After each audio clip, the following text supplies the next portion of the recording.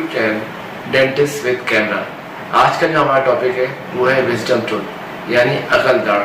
तो पहले हमें डिस्कस कर लेते हैं कि अकल दाढ़ इंसान के मुंह में कितनी होती हैं और उसकी एज क्या है इंसान की जब वो अकल दाढ़ इरेप्ट होना शुरू होती है यानी निकलना शुरू होती है।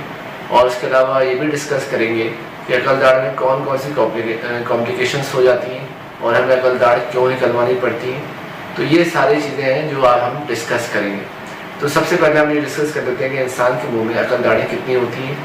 तो नॉर्मली इंसान के मुंह में जो है दो नीचे के अकल दाढ़ें होती हैं यानी एक इधर और एक इधर मैक्सिला में, और दो ऊपर के हिस्से में यानी यहाँ पर और यहाँ पर दो अकल दाढ़ें होती हैं, जिसको हम मैंडिबल और ये मैक्सिला कहते हैं। अब डिस्कस ये कर लेते हैं कि किस एज में अकल दाढ़ निकलना शुरू होती है। बेसिकली अकल दाढ़ जो है वो 16 से लेकर और 25 साल की एज में निकलना शुरू हो जाती हैं और बेसिकली ये 20 साल या 22 साल तक अकल दाढ़ें मौजूद हो जाती हैं, मुंह में निकल आती हैं। अब प्रॉब्लम जो खड़ी होती है वो सबसे पहले ये खड़ी होती है कि अकल दाढ़ जो है वो इरप्ट नहीं हो पाती सही तरह से, यानी फंस जाती है। तो होता ये है कि इंसान के मुंह में सारे दांत निकल चुके होते हैं सिवाय इन 4 अकल दाढ़ों के, ये सबसे आखिर में निकलती हैं। अब प्रॉब्लम ये होती है कि अकल दाढ़ों को स्पेस नहीं मिलती यानी जगह नहीं मिलती इरेप्शन के लिए, निकलने के लिए। तो सम टाइम अकल दाढ़ जो है वो फंस जाती है, इसको हम इम्पैक्टेड टूथ भी कहते हैं। तो अकल दाढ़ अगर पूरी बाहर नहीं आती तो उसका जो एक्सट्रैक्शन ही वाहिद हल होता है, यानी निकलवाना ही पड़ता है।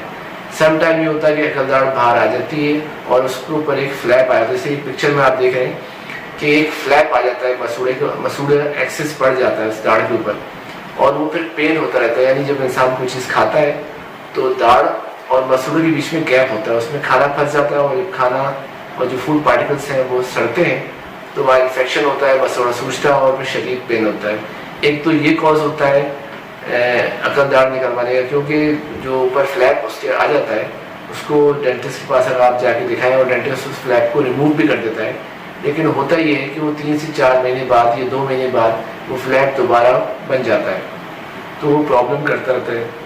उसके अलावा प्रॉब्लम ये होती है कि जब फ्लैप मौजूद होता है और इंसान उसको इग्नोर कर देता है, इस्तेमाल खाना पीना खाता रहता है, तो फ्लैप में खाना फंसता रहता है और अकल दाढ़ वहाँ से सड़ जाती है, ख़राब हो जाती है।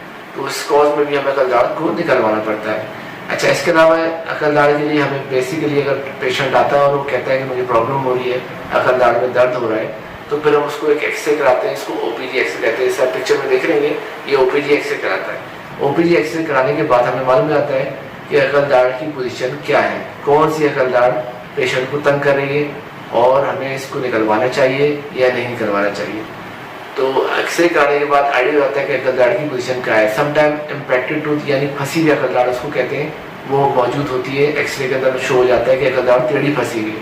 और समटाइम जैसे आपकी पिक्चर में देख रहे हैं कि समटाइम अकल दाढ़ जो पुश कर रही होती है बराबर दाढ़ को, जो लोअर का दांत होता है बराबर वाला उसको पुश करती है, धक्का देती है, वो बिल्कुल टेढ़ी लेटी हुई दाढ़ होती है पड़ेगी, तो फिर वो दाढ़ बराबर वाले दांत को भी खराब कर देती है। इस कंडीशन में हमें जल्द से जल्द अकल दाढ़ को रिमूव कर देना चाहिए ताकि जो बराबर वाले दाढ़ है आपकी उसको मजीद खराबी ना हो और ये ना हो कि हमें उस दाढ़ को भी निकलवाना पड़ जाए।